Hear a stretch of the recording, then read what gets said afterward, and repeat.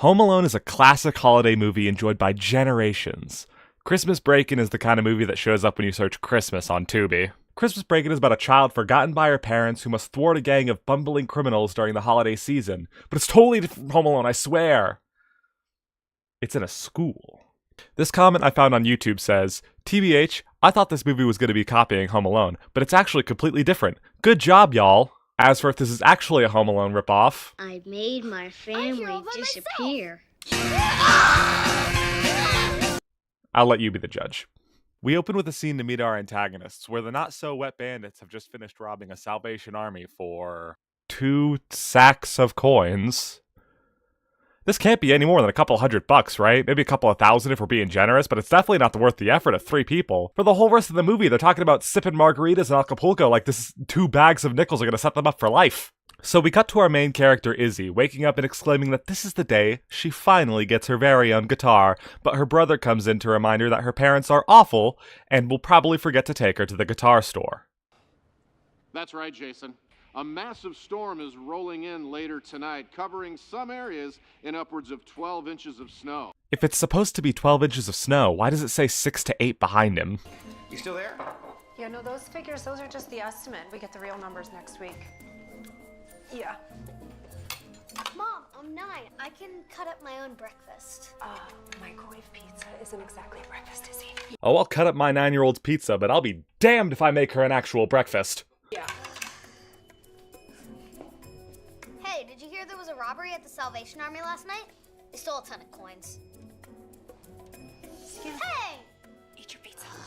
What did she take her phone for? Reading the local news? Wouldn't it be a good thing that she's taking an interest in local events? She never gives it back, by the way. It becomes part of the main conflict of the story. So to make sure her parents remember, she writes reminders on their hands, which somehow they don't notice her doing, and they head off to school. Hey, Izzy, did you get your guitar yet? This afternoon. Oh, cool. I know. We're going straight to the shop right after school. Oh, bye, Izzy. So we get to school and everyone likes Izzy? Part of what made Home Alone what it was the fact that Kevin wasn't treated very well by everyone around him. Kevin, I'm going to feed you to my tarantula. But Izzy seems to have loads of friends. She does guitar lessons with the janitor, and even her brother seems to genuinely care about her. The only people who don't are her parents.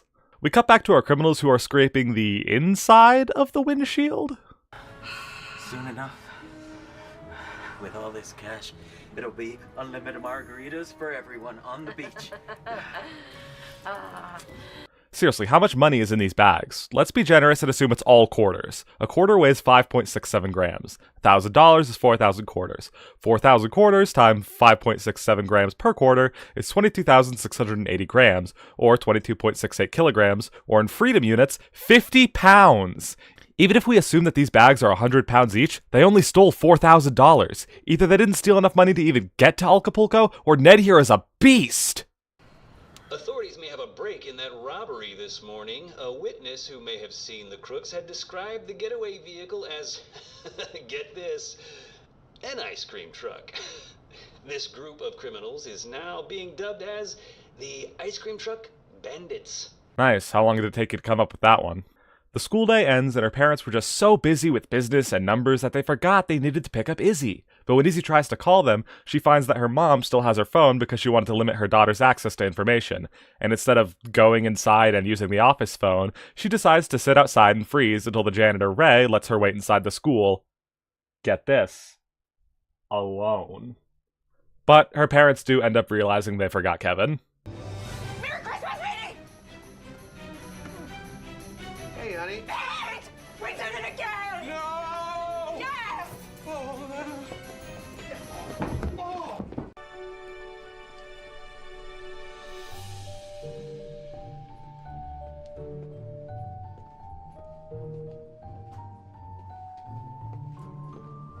If no one else is here, why are the lights still on? I made my family disappear.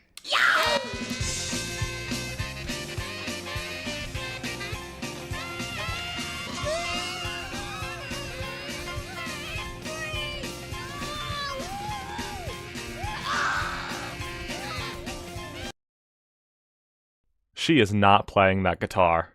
Meanwhile, the dry bandits are still scraping the inside windshield when they decide, hey, you know what's a nice warm place we can hide and wait out the storm? a closed school. So they Christmas break in through an unlocked window using some kind of metal ore.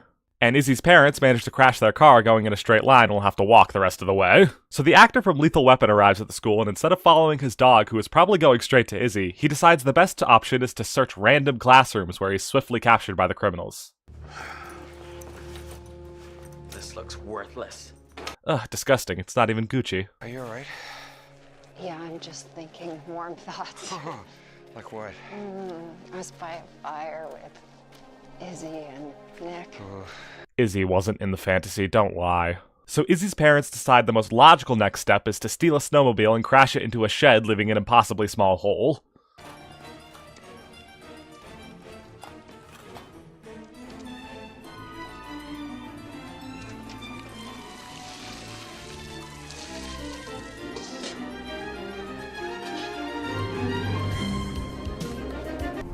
No one cared who I was till I put on the mask.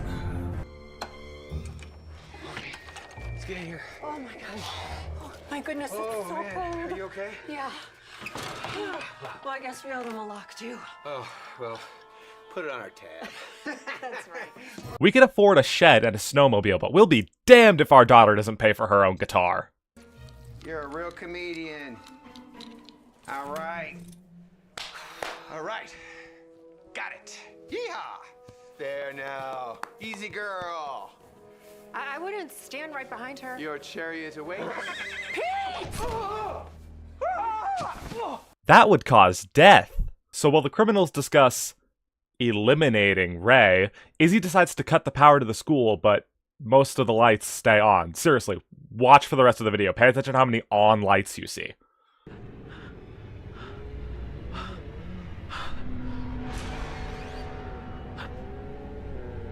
So in this movie, they're just trying to spook the criminals like a Scooby-Doo villain, as opposed to Kevin's multiple potential fatal blows. Whew! It is hot as hell in this funky-ass, hot-ass room I'm in. Is that the Grim Reaper? Now that Rico has fainted, what will Izzy do? A.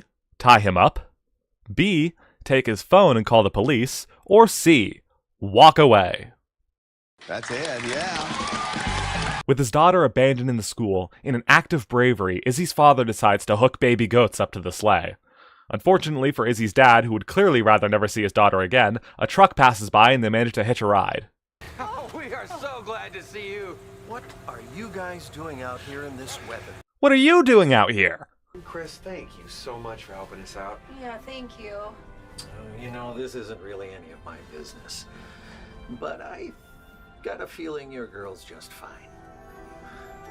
So what's the deal with movies like this and having some random side character who's vaguely implied to be Santa Claus? I feel like most low-budget Christmas movies I've seen have one. I am so sorry for us laying our guilt trip on you. Oh, don't you worry about that. You know, I'm something of a student of human nature.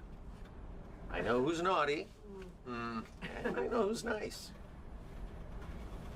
Wow, that sounds like something in a fortune cookie. No, it doesn't. So knowing how much their parents hate Izzy, Nick decides to go get Izzy himself by attaching 4 drones to a snowboard to pull him through the snow.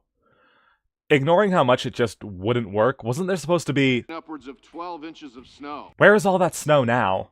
So the criminals get back up because, obviously, but luckily, Izzy's got another trick up her sleeve. Slow-moving tennis balls. It's just not the same without the grievous bodily harm. After talking it out with Ray, Ned has a change of heart, and being the beast that he is, absolutely demolishes Rico in the only scene from this movie I actually liked. Let me show you how to tie a real knot. Seeing it all fall apart, Barbie makes one last-ditch effort to escape with the cash, but Santa is waiting outside and fucking kills her. Not getting away with that Christmas money, Curly.